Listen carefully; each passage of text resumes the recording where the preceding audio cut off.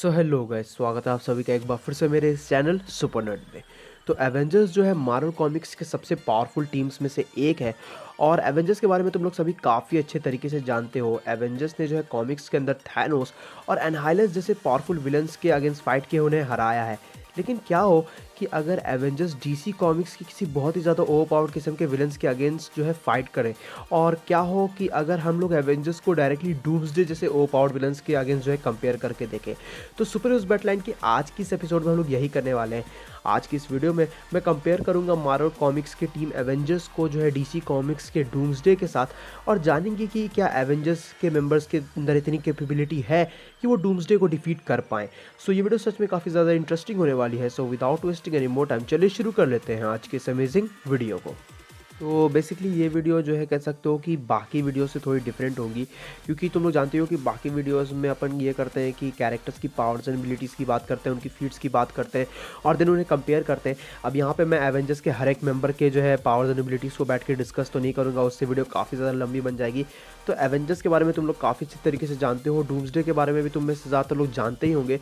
तो फिलहाल हम लोग अभी जो है डूम्सडे की कुछ पावर्स एंड एबिलिटीज़, कुछ फीट्स के ऊपर नज़र डाल लेते हैं, इन केस अगर तुम्हें उनके बारे में पता ना हो तो सबसे पहले तो डूम्सडे कह सकते हो कि एक काफ़ी ज़्यादा इनवनरेबल कैरेक्टर निकल के आता है, जहाँ इसकी इनवनरेबिलिटी जो है नॉर्मल क्रिप्टोनियन से हमें कहीं ज़्यादा वास्ट अमाउंट में देखने को मिली है। और ये जो है कह सकते हो कि बाकी सुपर विलन्स की तरह ही super human strength, durability, speed और एजिलिटी जो है कह सकते हो पजेस करता है।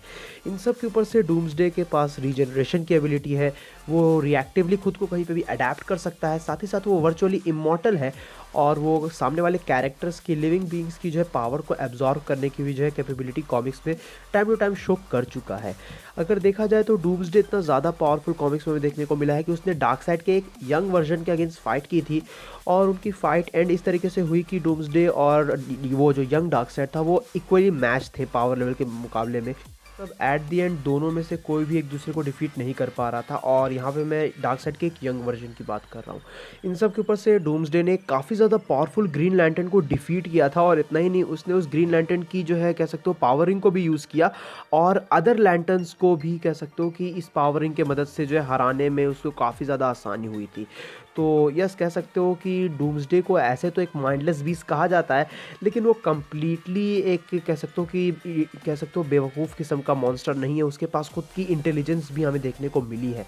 इन सब के ऊपर से ये हम लोग जानते ही हैं कि डूम्सडे ने जो है कॉमिक्स में ये साफ साफ दिखाया है कि उसकी जो फिजिकल स्ट्रेंथ है वो कई हद तक वंडर वुमन जैसे कैरेक्टर से काफ़ी ज़्यादा सुपीरियर है, जहाँ कॉमिक्स में उसने एक बार बस एक शॉट में ही हरक्यूलिस को नॉकआउट कर दिया था।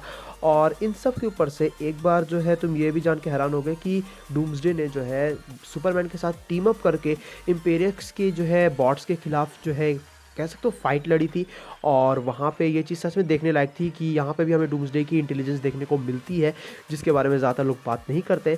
हाँ, वो बात अलग है कि एट द एंड इम्पेरियक्स प्राइम ने जो है डूम्सडे को इरेज कर दिया था, क्योंकि ऑब्वियसली डूम्सडे को जो है लिटरली तो मारा नहीं जा सकता है क्योंकि वो वर्चुअली इमॉर्टल है, लेकिन उसे इरेज किया जा सकता है। साथ ही साथ इन सब के ऊपर से डूम्सडे ने एक बार मार्शियन मैनहंटर के अगेंस्ट भी फाइट की थी, उसे काफ़ी अच्छी टक्कर दी थी, उसे डिफीट किया था। और मार्शियन मैनहंटर कई हद तक जो है सुपरमैन से भी ज़्यादा पावरफुल हमें देखने को मिला है। इन सब के ऊपर से डूम्सडे ने जो है एक बार काफ़ी ज़्यादा अमेजिंग किस्म की अपनी फीट ये दिखाई थी कि उसने जो है गॉर के आर्मी के खिलाफ 100 सालों तक, लगभग 100 सालों तक जो है कंटिन्यूसली फाइट किया था। और इससे हमें पता चलता है कि डूम्सडे इतने आसानी से थकता नहीं है। और हमें बहुत से कैरेक्टर्स ऐसे देखने को मिलते हैं जिनका जो स्टैमिना होता है वो एग्जॉस्ट हो जाता है, लेकिन डूम्सडे वैसे कैरेक्टर्स में से एक नहीं है। एक बार तो ये भी हो चुका है कि जहां सुपरमैन ने जो है डूम्सडे से फाइट करने के लिए खुद के ही एक गोल्डन एज वर्जन की हेल्प ली थी ताकि वो डूम्सडे को डिफीट कर पाए। तो इन सब के बाद तो तुम ये समझ ही चुके होगे कि एवेंजर्स के लिए डूम्सडे कोई हल्का फुल्का विलन होने वाला नहीं है भाई। उसने कॉमिक्स में ऐसी ऐसी चीज़ें करके दिखाई हैं जो काफ़ी सारे विलन्स नहीं कर सकते। बट स्टिल डूम्सडे की कह सकते हो कि कुछ हमें खामियां देखने को मिली है, और इवन कॉमिक्स में ये ऑफिशियल है कि सुपरमैन उससे काफ़ी ज़्यादा पावरफुल, उससे काफ़ी ज़्यादा स्ट्रॉन्ग है, भले ही वो सुपरमैन को कॉमिक्स में मार चुका हो। लेकिन ये सभी चीज़ें कॉमन है। तो अब हम लोग कंपैरिज़न के ऊपर आते हैं, क्योंकि मैं यहाँ पे हर एक एवेंजर्स के बारे में मेंशन नहीं करूँगा, उनकी एबिलिटीज़ के बारे में तुम्हें बताऊँगा नहीं, क्योंकि तुम में से ज़्यादातर लोग जानते हो। हम लोग बस ये चीज़ देखेंगे कि कौन-कौन से एवेंजर्स के ऐसे मेंबर्स हैं, जो डूम्सडे को जो है कह सकते हो कि सोलो डिफीट कर सकते हैं या टीम वर्क के साथ भी डिफीट कर सकते हैं। तो सबसे पहले तो यहाँ जितने भी स्ट्रीट लेवल के एवेंजर्स के मेंबर्स हैं, जितना मेटा लेवल के मेंबर्स हैं, उन्हें इंक्लूड करके कोई फ़ायदा नहीं है इस कंपैरिज़न के अंदर। अब ऑब्वियस सी चीज़ है, इसका मतलब मैं ये नहीं कह रहा हूँ कि वो लोग फाइट में कोई हेल्प नहीं कर सकते हैं, बट ये लॉजिकल चीज़ है कि डूम्सडे इन जैसे कैरेक्टर्स को बड़ी आसानी से मसल देगा। साथ ही साथ अगर देखा जाए तो 2 ऐसे कैरेक्टर्स निकल के आते हैं, जो है आयरन मैन और हैंक पिम्प, जो कह सकते हो कि एवेंजर्स टीम्स के अंदर सबसे ज़्यादा कह सकते हो जीनियस है, सबसे इंटेलिजेंट है। और आयरन मैन और हैंक पिम जो है कह सकते हो कि अपनी इंटेलिजेंस का मदद करके एवेंजर्स को डूम्सडे को हराने में हेल्प कर सकते हैं। और साथ ही साथ टोनी स्टार्क के पास काफ़ी सारे डिफरेंट किस्म के आर्मर्स हैं जिसे वो यूज़ कर सकता है। इन सब के ऊपर से हैंक पिम के पास एक काफ़ी बड़ा प्लस पॉइंट ये है कि वो अपने साइज़ को अल्टर कर सकता है, और अगर वो जाइंट मैन में ट्रांसफॉर्म हो जाए तो शायद फाइट थोड़ी उसके लिए ईजी हो सकती है, एवेंजर्स के लिए ईजी हो सकती है। बट कंप्लीटली हम लोग जानते हैं कि डूम्सडे के ऊपर इन 2 कैरेक्टर्स का भी उतना ज़्यादा कुछ असर नहीं होगा, इन 2 कैरेक्टर्स के अटैक का, unless and until iron man और हैंक पिम आगे चल के कोई एक दूसरा प्लान बनाए ताकि वो डूम्सडे को सेकंड टाइम डिफीट कर पाएँ। लेकिन हम लोग यहाँ वैसा कुछ सिनेरियो नहीं देखेंगे। यहाँ हम लोग यही देख रहे हैं कि रैंडमली अगर इन कैरेक्टर्स का इनकाउंटर हो रहा है तो कौन सा ऐसा एवेंजर है, कौन से ऐसे एवेंजर्स हैं जो डूम्सडे को डिफीट कर पाएँ। तो ऑल्दो अभी तक मैंने जितने एवेंजर्स को मेंशन किया, street level Avengers, Meta level Avengers, वो तो डूम्सडे को कतई डिफीट नहीं कर सकते हैं। लेकिन साथ ही साथ आयरन मैन और हैंक पिम के चांसेस हैं, लेकिन अगर शायद उन्हें प्रिपरेशन दी जाए तो वो कोई सॉल्यूशन निकाले, बट कंप्लीटली वो भी जो है डूम्सडे को डिफीट बिल्कुल नहीं कर सकते हैं। तो अभी हम लोग आ जाते हैं एवेंजर्स के कुछ हार्ड हिटर्स के ऊपर, जैसे कि वंडर मैन, कैप्टन मार्वल और वांडा। तो ये 3 कह सकते हो ऐसे एवेंजर्स हैं जो हार्ड हिटर्स हैं, जिनकी powers and abilities next level पे है, और ये डूम्सडे को काफ़ी देर तक जो है कह सकते हो कि होल्ड बैक कर सकते हैं। अब यहाँ पे भी एक चीज़ ये निकल के आती है कि डूम्सडे इन कैरेक्टर से कंपैरेटिवली ज़्यादा पावरफुल हमें देखने को मिला है। वांडा का मैजिक डूम्सडे पे कुछ खास असर नहीं करेगा आई थिंक। कैप्टन मार्वल और वंडर मैन की एबिलिटीज़ फिर भी जो है डीसी के बहुत से सुपर हीरोज से कम ही है, तो इसी वजह से डूम्सडे को ये लोग रोक तो पाएंगे, बट कंप्लीटली डिफीट करने की चांसेस बहुत कम है। तो अब हम लोग आ जाते हैं एवेंजर्स के 2 काफ़ी ज़्यादा पावरफुल पावर हाउसेस के ऊपर, जो कह सकते हो कि एवेंजर्स के 2 सुपरमैन हैं, और मैं यहाँ बात कर रहा हूँ सेंट्री और हाइपीरियन की। तो ये जो 2 ऐसे कैरेक्टर्स हैं ना, ये 2 इतने ज़्यादा पावरफुल कैरेक्टर्स हैं एवेंजर्स के, इतने ज़्यादा पावरफुल एवेंजर्स के मेंबर्स हैं, जो कह सकते हो कि एक्चुअली में डूम्सडे के ऊपर टेक ओवर कर सकते हैं। अब क्योंकि हाइपीरियन और सेंट्री इन दोनों ही के ऊपर मैंने एक कंपैरिजन वीडियो बनाई थी, जहां मैंने इन दोनों कैरेक्टर्स के कह सकते हो कि पावर्स को एक्सप्लेन किया है और इनकी फीट्स को एक्सप्लेन किया है, तो तुम लोग वो वीडियो देख सकते हो इन कैरेक्टर्स के बारे में, जो है कह सकते हो कि थोड़ी डिटेल में जानने के लिए। तो अगर हम लोग सीधे-सीधे कहें तो हाइपीरियन सुपरमैन से थोड़ा वीक है, बट वो डूम्सडे के ऊपर टेक ओवर कर सकता है मे बी। बट एक चीज़ ये निकल के आती है कि हाँ, सेंट्री के ऊपर हम लोग ये कह सकते हैं कि सेंट्री अकेले डूम्सडे को डिफीट कर सकता है। तो अगर मैं ओवरऑल कहूँ तो शायद हाइपीरियन डिफीट कर दे डूम्सडे को, लेकिन सेंट्री के चांसेस काफ़ी ज़्यादा है। तो यहाँ पे 2 एवेंजर्स ऐसे हैं जो सेंट्री हैं और हाइपीरियन है, जो डूम्सडे को मेरे हिसाब से तो डिफीट कर सकते हैं।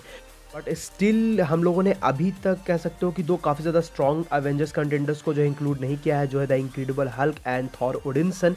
तो अगर देखा जाए तो इन दोनों के ऊपर से अगर बात की जाए तो हल्क की फिजिकल स्ट्रेंथ उसे काफ़ी ज़्यादा हेल्प कर सकती है डूम्सडे के अगेंस्ट टो टू टो जाने में, और ये दोनों ही कैरेक्टर्स जो है अपनी फिजिकल स्ट्रेंथ के लिए ही जाने जाते हैं। ऑल्दो हल्क का कह सकते हो कि एक माइनस पॉइंट ये निकल के आता है कि हमने कॉमिक्स में काफ़ी बार देखा है कि हल्क जो है काफ़ी सारे कैरेक्टर्स के अगेंस्ट फाइट करते हुए दोबारा बैनर में कन्वर्ट हो जाता है, और कह सकते हो कि शायद मे बी ये पॉसिबल हो कि डूम्सडे के अगेंस्ट भी है, जब उसकी फ़ाइट हो तो डूम्सडे अगर बहुत ही ज़्यादा कह सकते हो कि अपने फुल पोटेंशियल को यूज़ करे तो मे बी वो बैनर में दोबारा हल्क कन्वर्ट करे। बट ओवरऑल हल्क के पास भी चांसेस है कि वो फिजिकली तो डूम्सडे के बराबर होगा, या हो सकता है कि डूम्सडे से भी ज़्यादा स्ट्रांग हो।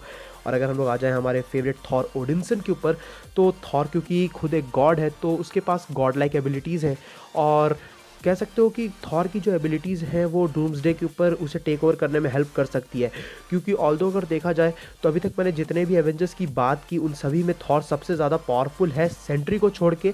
लेकिन अगर देखा जाए तो थॉर जो है हाइपीरियन और कैप्टन मार्वल जैसे एवेंजर्स से काफ़ी ज़्यादा पावरफुल निकल के आता है, और थॉर के पास काफ़ी बढ़िया एक्सपीरियंस है। उसका कह सकते हो कि जो कह सकते हो वॉरियर मैडनेस वगैरह जो उसके पास है वो सभी उसकी काफ़ी ज़्यादा हेल्प कर सकता है डूम्सडे के अगेंस्ट सोलो जाने में। और आई थिंक कि थॉर कई हद तक डूम्सडे को मे भी डिफीट कर दे अगर थॉर अपने ट्रू पोटेंशियल को यूज़ करता है तो। अदरवाइज अगर थॉर डूम्सडे को अंडर एस्टिमेट करेगा तो डूम्सडे थॉर का वो हाल कर सकता है जो डूम्सडे ने कई बार कॉमिक्स में सुपरमैन का किया है। तो अगर हम लोग ओवरऑल देखें तो एट द एंड मेरे हिसाब से एवेंजर्स डूम्सडे को डिफीट कर सकते हैं, भले ही रैंडम इनकाउंटर हो या उन्हें प्रिपरेशन का टाइम दिया जाए जब ये लोग जो है दोबारा इससे इनकाउंटर करें। तो बेसिकली रिजल्ट तुम्हारे सामने है। एवेंजर्स के कह सकते हो कि 4 ऐसे एवेंजर्स हैं जो डूम्सडे के ऊपर टेक ओवर कर सकते हैं, जो है हाइपीरियन, सेंट्री, थॉर ओडिंसन और अपना हल्क। तो ये 4 ऐसे एवेंजर्स हैं जो मेरे अकॉर्डिंग जो है डूम्सडे को डिफीट कर सकते हैं। और अगर एवेंजर्स को प्रिपरेशन दी जाती है तो टोनी स्टार्क और हैंक पिम काफ़ी ज़्यादा इनका हेल्प कर सकते हैं एवेंजर्स का। कोई कह सकते हो कि इस तरह का ये लोग प्लान बना सकते हैं जहां ये डूम्सडे को किसी इस तरीके के जो है जाल में फंसा दे जहां डूम्सडे इनके अगेंस्ट वीक पड़ जाए। बट ओवरऑल डूम्सडे काफ़ी ज़्यादा स्ट्रॉन्ग कंटेंडर निकल के आएगा जहां वो एवेंजर्स के काफ़ी सारे हार्ड हिटर्स को डिफीट कर देगा, काफ़ी सारे बेसिक कह सकते हो कि एवेंजर्स को डिफीट कर देगा। लेकिन कुछ ऐसे एवेंजर्स हैं जो डूम्सडे से थोड़े ज़्यादा स्ट्रॉन्ग है, थोड़े ज़्यादा पावरफुल हैं, और उनके मदद से वो जो है एवेंजर्स डूम्सडे को डिफीट कर सकते हैं। तो एट द एंड कह सकते हो कि ये बैटल एवेंजर्स के अगेंस्ट ही जाएगी, एवेंजर्स के ऊपर जाएगी, और एवेंजर्स डूम्सडे को डिफीट कर सकते हैं। सो गाइज ये थी वीडियो एवेंजर्स और डूम्सडे के कंपैरिजन को लेके। अब ये काफ़ी एक डिफरेंट टॉपिक था जो मैंने चुना, जो जो कह सकते हो कि रेगुलर कंपैरिजन वीडियोस आती हैं उनसे थोड़ा डिफरेंट था ये। तो अगर तुम्हें ये वीडियो पसंद आए तो इस वीडियो को अपना थम्स अप देना, अपने दोस्तों के साथ शेयर करना। और हाँ, मैं ये बता दूं कि मैंने जो है यहाँ एवेंजर्स के हर एवेंजर के बेस वर्जन को इंक्लूड किया था, किसी पावरफुल वर्जन को इंक्लूड नहीं किया था। तो इस चीज़ में तुम लोग मत रहना। और ये वीडियो टोटली मेरे ओपिनियन के ऊपर बेस्ड थी, तुम्हारा ओपिनियन डिफरेंट भी हो सकता है यार, तो तुम्हारा क्या ओपिनियन है नीचे कमेंट्स में बताना। अब अगर तुम लोग ये सोच रहे हो कि डूम्सडे ने जस्टिस लीग को एक बार पूरे इंटायर जस्टिस लीग को डिफीट किया था तो एवेंजर्स उनके सामने कैसे टिक सकती है, तो वहाँ पे ये चीज़ निकल के आती है ना कि जिस टाइम जो है डूम्सडे ने पूरे इंटायर जस्टिस लीग को जो है डिफीट किया था, वहाँ पे डूम्सडे साइबरनेटिकली इन्हेंस्ड हुआ था ब्रेनियक के ज़रिए। ब्रेनियक ने जो है कह सकते हो कि उसके अंदर बायोलॉजिकली काफ़ी सारी चीज़ों को चेंज किया था, इसी वजह से वो वहाँ पे काफ़ी ज़्यादा डिफरेंट तरीके से रिएक्ट कर रहा था। तो वो एक बिल्कुल ही डिफरेंट केस निकल के आता है, और मैंने उस जो है कह सकते हो कि ब्रेनियक के द्वारा इन्हेंस किए गए डूम्सडे को यहाँ पे इंक्लूड नहीं किया है, मैंने हमारे रेगुलर डूम्सडे को इंक्लूड किया है। रेगुलर कहना सही नहीं होगा। खैर, तो ये थी वीडियो। आई होप तो तुम्हें ये वीडियो पसंद आई होगी। तो अगर चैनल पर नए हो तो चैनल को सब्सक्राइब ज़रूर से कर लेना। मैं मिलता हूँ तुमसे ऐसे ही किसी नेक्स्ट वीडियो में। Till then bye, stay tuned, stay awesome.